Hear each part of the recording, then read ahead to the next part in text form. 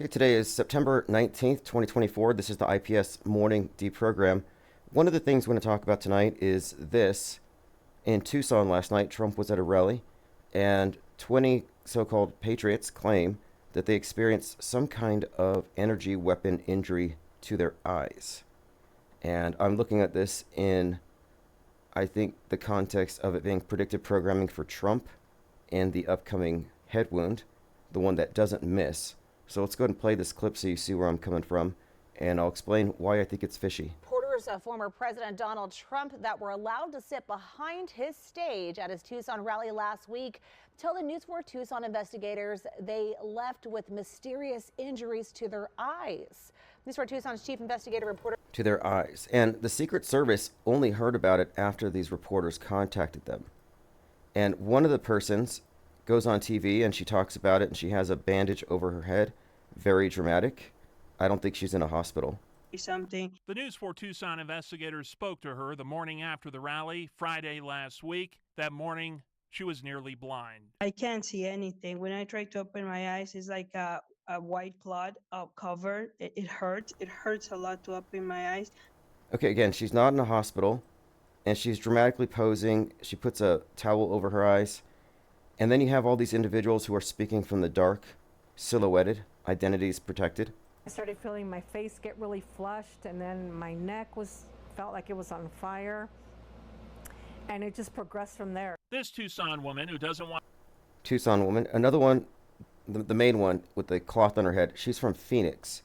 And I think that might be also a clue here. Right, that whoever, that this does not get away with it. So whoever did this to her shouldn't get away with it. Right.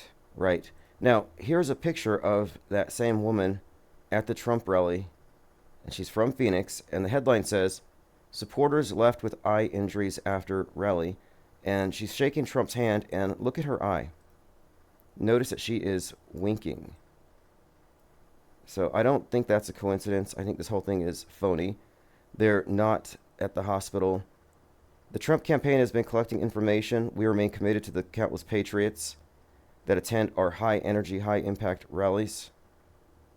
This is their campaign advisor regarding the eye injuries. And again, the Secret Service didn't know anything about it. Be very clear, we do not know at this point if a person caused any of this or what exactly the cause could be. We can only speculate at this point, but that apparently is what the Trump campaign is trying to get to the bottom to at this.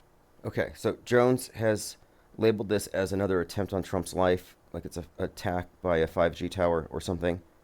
It didn't happen. Next thing I want to talk about is Trump went on Greg Gutfeld's show, and it was a pretty entertaining conversation all around.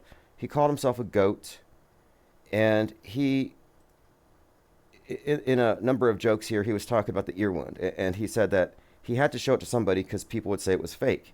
And he said, out of all the people to show it to, he thought it would be best to show it to Greg Gutfeld, and they both shared a laugh. And I'm thinking, why is that funny? What's the big deal? And interestingly, Gutfeld is known for his signature, well, at least by me, he has this ear, his right ear looks like it's been shot by an AR-15.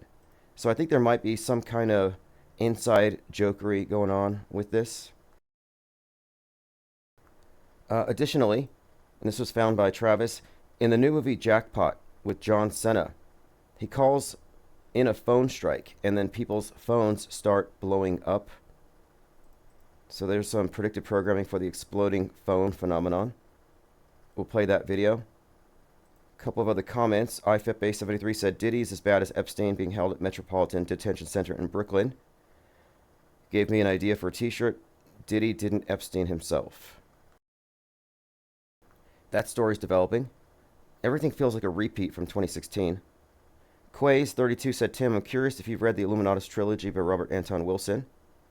Reading his book 20 years ago opened up a whole world of conspiracy theories, and I found him to be an enigmatic character. As far as current events, I don't yet have the mind to make the connections you and others have made with movies and media narratives, but I did download some movies to take a deeper look. Yeah, the main thing is there is a deeper side. There is an esoteric side. And I've read Robert Anton Wilson's work, Prometheus Rising, Cosmic Trigger, Coincidence. In fact, I think book 2 from the Illuminatus trilogy over here. And I'll talk about that one today because it has to do with an apple, the golden apple of Eris. And his work is actually really tied in to the bigger meta script. If you look into the character of Robert Anton Wilson and his influence, one of his catchphrases is, "Reality is what you can get away with." And he had a really strong understanding of how belief creates reality concepts. Not the same as changing reality, but it creates your reality concept, what I call the world stage. Like, for example, in The Truman Show, which is relevant here because the dog star wakes him up when it falls from the sky in the form of a stage light labeled Canis Majoris. And that's right out of Robert Anton Wilson's book, The Cosmic Trigger. And it's all about the dog star being the star of awakening. But in The Truman Show, he believed it was real, even though he was in a fabricated construct. And so his belief didn't change reality itself. It only changed his concept of it and kept him a prisoner to a limited model. When he realized the model was false, he exited. And that's what Robert Anton Wilson's work is largely about. Recognizing that the map is not the territory. I'm more interested in his philosophical work than in his fictions. But I haven't read the Illuminatus trilogy in its entirety. I did try, and I'll probably try it again. But I really like his Prometheus Rising. I like his thoughts about psychology and how he mixes it with Esoterica, with the concept of the higher self as explained by the Thelemite cult. And whatever you think about that, there is a concept here that Robert Anton Wilson talks into, which is simply that he calls it what the thinker thinks, the prover proves. And it's about how your preconceptions can go on some sort of like an autopilot, or in other words, if you're never reframing your reality, you could be stuck in a very limited frame. And that's why it's highly significant that the dog star wakes up Truman, because in Robert Anton Wilson's book, The Cosmic Trigger, he makes this point that the dog star Sirius, the star of initiation, is something that is sending signals of some kind that can precipitate a higher awakening to one's fuller capabilities as a being. That is a recognition that we are more than just the limited concept. We are not just the Truman in the Truman Show. Okay, looks like we're having some camera issues. It's glitchy. That's not a special effect. Looks like I'm on the ISS. Quays also says, I'm going through a bunch of sound samples for today, a track I'm working on, and I came across a line in the movie They Live. Quote, by the year 2025, not only America, but the entire planet will be under the protection and domination of this power alliance. The gains have been substantial for both ourselves and for you, the human power elite. Good find. We recently found that A Boy and His Dog takes place in 2024, post-nuke apocalypse movie, which was referenced in Fallout.